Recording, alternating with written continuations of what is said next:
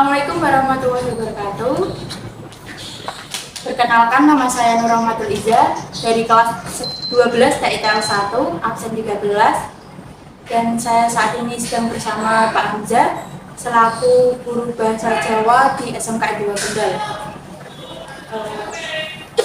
Sebelumnya boleh perkenalan dulu Pak Hamzah. Ya, terima kasih. Perkenalkan, Assalamualaikum warahmatullahi wabarakatuh. Nama saya lengkapnya adalah Kusnul Hamzah, tapi di sini biasa dipanggil Pak Hamzah. Ya, saya kelahiran Banasi orang Kendal.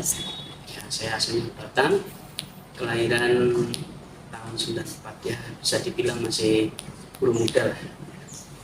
Kalau asal saya itu dari Desa Kalisalak, tempatnya di Kecamatan Limpung, Kabupaten Batang. Di sini istilahnya merantau menjadi pengajar atau guru di SMK di 2 Kendal. Ya. Itu bagaimana riwayat pendidikan Bapak Hamzah sebelum menjadi guru di SMK 2 Kendal?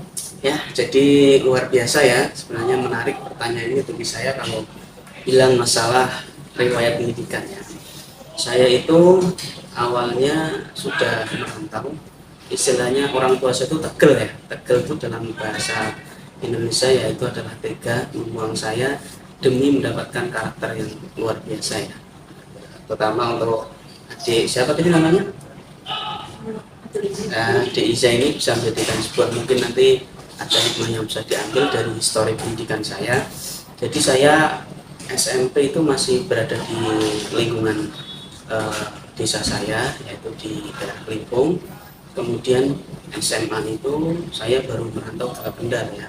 Ini bukan sebuah perencanaan tapi sebuah kebetulan ya. Saya waktu itu ketika lulus SMP saya merasa tidak bisa apa-apa, tidak ada sesuatu yang saya dapatkan setelah saya menyelesaikan pendidikan di SMP. Kemudian ketika ada teman-teman yang bicara-bicara, kemudian kita mau lanjut sekolah gimana, banyak yang mengarah ke suatu SMA yang favorit yang tidak bisa saya sebutkan karena zaman dahulu itu masih belum ada pemerataan pendidikan ya. Jadi masih ada level SMA ini adalah SMA yang favorit, SMA itu adalah SMA yang favorit. Tapi ada satu hikmah yang luar biasa ketika saya memiliki satu teman, ayo kita belajar di pondok pesantren. Di sini memang waktu itu mungkin umur saya masih kecil ya, sekitar 14 atau 15 tahun. Tapi di situ saya sudah berpikir bahwasanya wah, berarti kalau saya bersekolah di formal dan juga ada pondok pesantrennya berarti saya mendapatkan nilai plus. Kemudian akhirnya saya mendaftar sendiri. Di situ karena bapak ibu saya tidak bisa mendampingi karena posisi beliau memang masih sakit. Ya. Waktu saya mendaftar sendiri, benar-benar sendiri itu di sebuah SMA yang bernama SMA Pondok Indah Selamat Kendal. Ya, di situ mulai awal pelajaran itu sudah benar-benar kaget karena apa, banyak kebiasaan-kebiasaan yang tidak saya lakukan. Ya. Yang tanpa saya sadari itu sebenarnya ada manfaat yang luar biasa besar. Situ. Dari awal ya sekitar jam 5 pagi atau sebelum adzan subuh ya, jam 5 atau jam 5 itu sudah dibangunkan. Ya, apabila ada yang belum bangun itu langsung ada keamanan yang keliling di situ yang sebenarnya memberi ketegasan. Waktu itu sambil membawa pentungan ya, penjalin itu malah saya angkat itu. Kemudian ya tidak bangun, langsung dieksekusi dengan tegas. Dan di situ jam sebelum adzan subuh harus bersajak, tidak ada siswa yang masih di dalam asrama, tidak ada siswa yang masih di dalam kamar. Pernah dihukum nggak sih Pak? Kalau saat di pondok itu?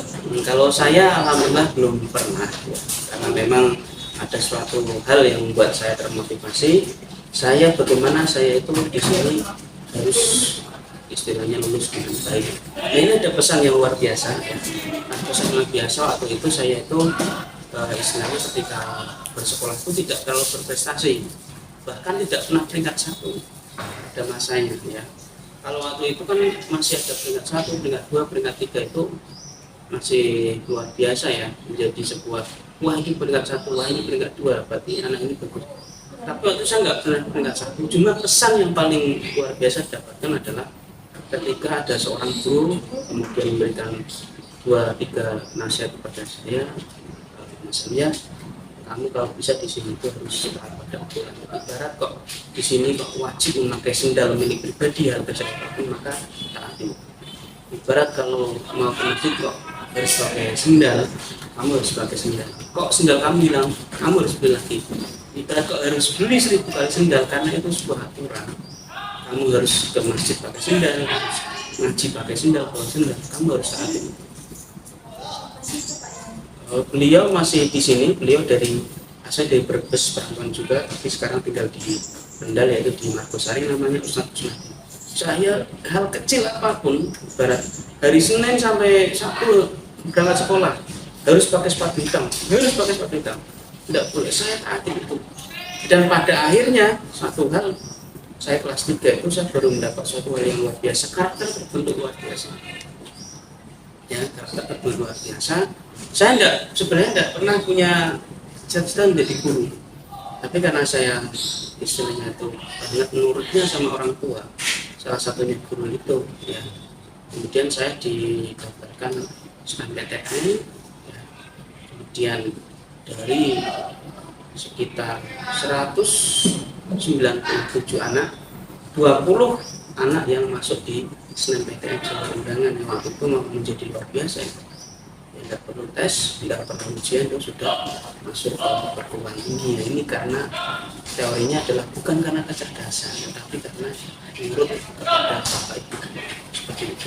Juga aturan yang ada di sekolah. Itu sejarah yang tidak terlalu panjang.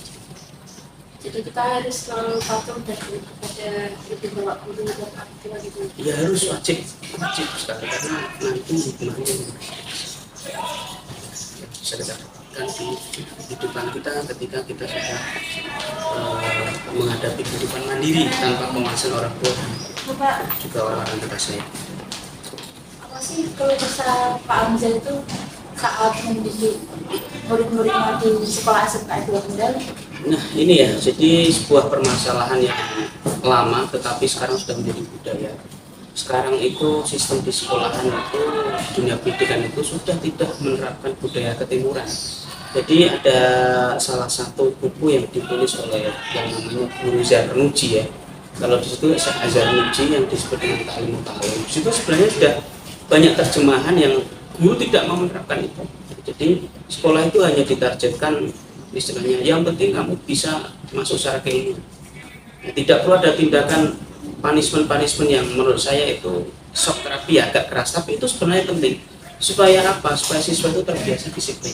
Nah sehingga zaman sekarang siswa itu banyak yang sudah tidak bisa berbudi pekerti luhur, tidak punya unggah-ungguh kepada bapak ibu guru.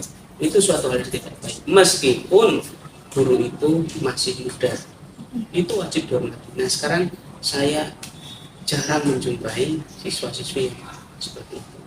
Ini keluh kesah saya. Kalau yang lain, saya insya Allah masih bisa teratasi. Tapi unggah-ungguh ini menjadi beban yang berat bagi kami dari bapak ibu guru kalau tidak ada perubahan aturan dari misalnya tingkat tinggi kementerian sendiri. Seperti itu. Lagi.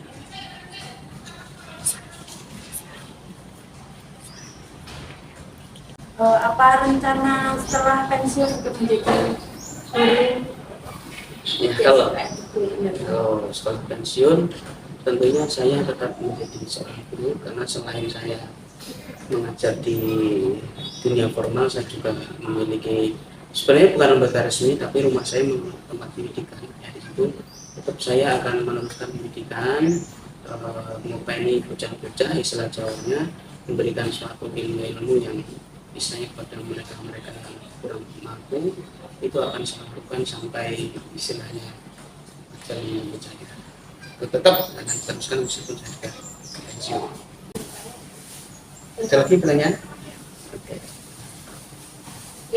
Terima kasih untuk wawancara hari ini ya Pak Hamzah. Maaf jika ada pertanyaan dan kata-kata yang salah dari saya, mohon dimaafkan ya Pak Hamzah. Dan terima kasih. Assalamualaikum warahmatullahi wabarakatuh.